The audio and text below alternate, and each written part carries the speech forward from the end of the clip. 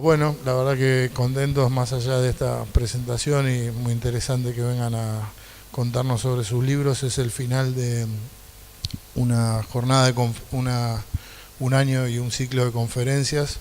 Agradezco mucho a la licenciada Mariana Camilo y al licenciado Hernán Novaru, que son los que han estado impulsando esto.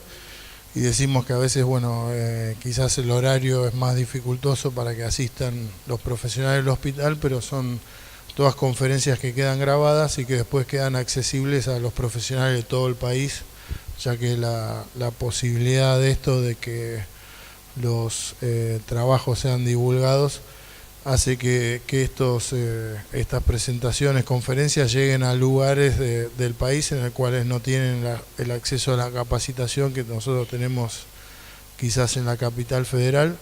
Así que bueno, agradecidos y esperamos que esto sea el comienzo de un trabajo conjunto, como decimos siempre en estas charlas. Así que bueno, nada más que eso. Y para empezar, digamos, el origen del libro surge de una pregunta que tenía que ver con que me daba cuenta que mis tratamientos, y no solo los míos, después estuve averiguando, fracasaban. Mi capítulo se llama ¿Por qué fracasan los tratamientos? Y empecé a hacerme preguntas, no tanto teóricas, sino prácticas, en dónde metía la pata, por qué había niveles de recaída muy altos. El Observatorio de Drogas de la Ciudad de Buenos Aires tenía una epidemiología corta, pero estaba, que en los primeros 6 meses el 60% de los pacientes recaían. Después empecé a preguntarle a otros colegas, algunos fueron honestos y otros no, nunca les pasaba. Tenían pacientes que yo nunca había tenido, llegaban siempre a horario, terminaban sus estudios rápidamente, no tenían problemas con el pago. Ninguna de esas cosas me pasaba a mí. Tenía permanentes dificultades. Y empecé a interrogarme en qué tenía que ver yo, y después los terapeutas, en el fracaso de esos tratamientos. Y tenemos que ver bastante. En principio creo que política pública y práctica clínica están soldados, como digamos, lo que pasa en las políticas públicas muchas veces se refleja en lo que nosotros hacemos en nuestra consulta, en buenos ámbitos en donde intervenimos. Una de las cosas que me di cuenta, repensando lo que hacía, era que repetía muchos eslogans que aparecen en los medios, donde se confundía, por lo menos yo entiendo que se confunde el criterio de admisión con el de alta. Se le pide a un usuario problemático de sustancias, que deje de consumir para que empiece un tratamiento. Entonces, si deja de consumir, ¿para qué va a venir? Digamos, esto me pareció, digamos, que hoy digamos, me parece como obvio, digamos, es casi una norma en muchos de los dispositivos asistenciales públicos y privados. Bueno, si consumís, no vengas. Entonces, ¿para qué voy a ir? Esto me parecía como medio, digamos, empecé a desconfiar de lo obvio con mucha intensidad. Y empecé a revisar todas aquellas cosas que a lo largo de más de 30 años de práctica clínica yo daba por sentado. Y decidí que no los iba a dar más por sentado porque no estaba funcionando. Otra de las cosas que empecé a preguntarme es que si esta era una de las enfermedades más serias y tenía un montón de cámaras respecto a las dificultades y la asociación a la delincuencia, la estigmatización, digamos, las formas en que se abordaba eran rayanas al absurdo. Entonces, ¿son serias o no son serias? Si son serias, ¿somos consecuentes en los abordajes? ¿Somos serios? Por supuesto, no es una pregunta ingenua, está cargada de un montón de cosas que a veces uno tiene que animarse a ser honesto con uno mismo y decir, bueno, si yo tengo un paciente con leucemia,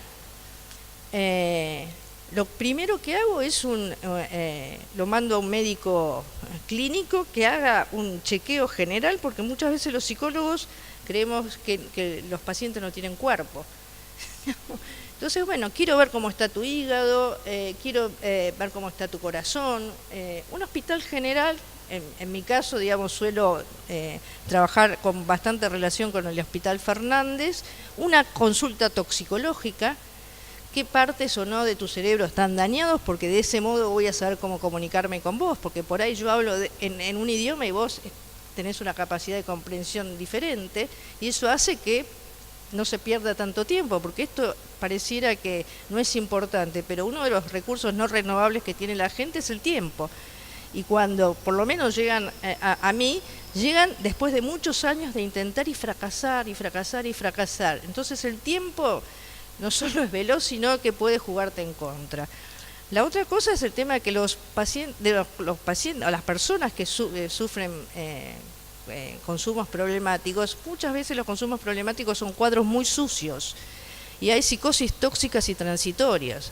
Antes de decir muy rápidamente que un paciente es dual, yo trato de hacer una desintoxicación o indicar una desintoxicación controlada que evita, por un lado, meter la pata cuando hacemos el abordaje, permitir un tiempo para que la familia empiece a tomar en cuenta esta situación y saber si el consumo generó un cuadro de trastorno mental o el trastorno mental es producto del uso y abuso de sustancias.